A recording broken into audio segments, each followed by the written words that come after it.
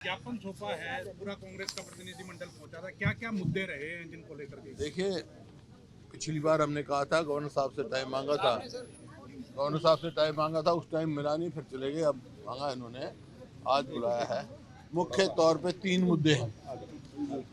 एक मुद्दा है किसान का, जो किसान का नुकसान हो रहा है। ये सरकार कह रही है कि हम 24 फसलों का MSP देते हैं, लेकिन किसान को MSP नहीं मिल रही। धान पर भी, उसमें भी कटौती लग रही है, 500 से 600 रुपये प्रति क्विंटल। बाजरे में ना, कपास में 1000 रुपये क्विंटल, और ना कंपनसेशन मिला अभी किसान को। फसल कम हुई है, प्रोक्योरमेंट ज़्यादा हुई है। हमने जांच की मांग की है, भाई कहाँ से आ गया धान इतना, और ये जो कटौती लग रही है कहाँ। अब गेट पास में पकड़े गए हैं तो भी छोटी मछलियों को ऊपर सजा दे रहे हैं, लेकिन ये घोटाला जो है कोई सैकड़ों करोड़ का नहीं है, हज़ारों करोड़ का घोटाला धान की खरीद में हुआ है। इसकी जांच हमने मांगी है।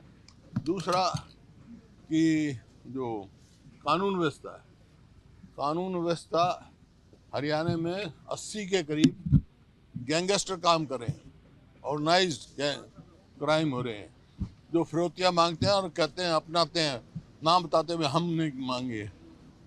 हर दुकानों पे डॉक्टरों से फिरौतियाँ मांगी जा रही है। तो आज हरियाणा प्रदेश पूरे देश में सबसे ज़्यादा असुरक्षित प्रदेश है। ये मेरी रिपोर्ट नहीं है, गृह मंत्रालय की है। तो आज कोई अपने आप को सुरक्षित नहीं महसूस करता। यहाँ तक कि ADGP level, ASI level, police के अफसर आत्महत्या कर रहे हैं। इसका मतलब वो भी अपने आप को यहाँ से महसूस नहीं कर रहे हैं। जब वो ही नहीं महसूस करे तो आम आदमी कैसे रहेगा? तो हर आदमी अपने आप को असुरक्षित महसूस करे। दूसरा, हमने जांच की मांग की है।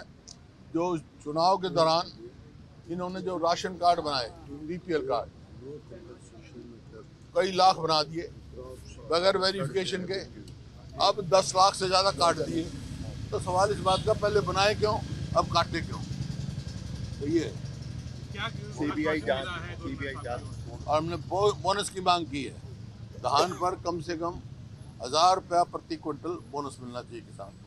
हमने, वो कह रहे हैं मैं जांच कराऊंगा, तब जो भी उचित कदम है वो उठाएंगे। हरियाणा पुलिस ने ऑपरेशन चला रखा है गैंगस्टरों के खिलाफ, रोज आंकड़े पेश होते हैं।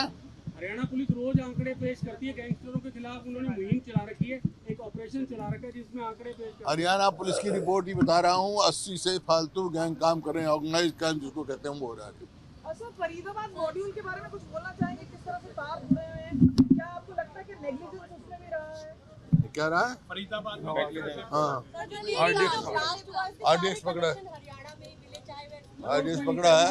पर जो भी हो, दोषी को तुरंत पकड़ के सजा देनी चाहिए। हरियाणा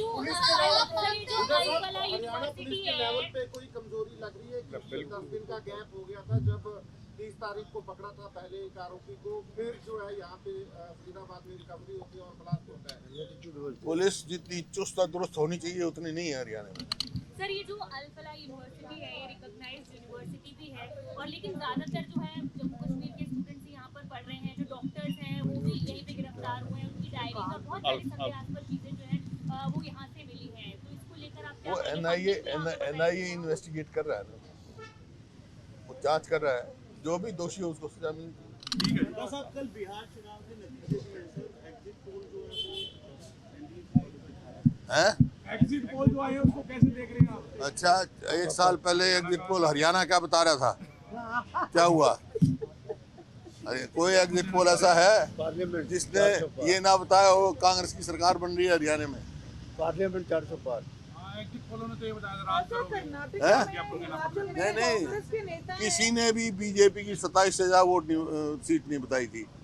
एग्जिट पोल की तो पोल खुल गई, लेकिन बिहार में महागठबंधन की सरकार बनने जा रही है।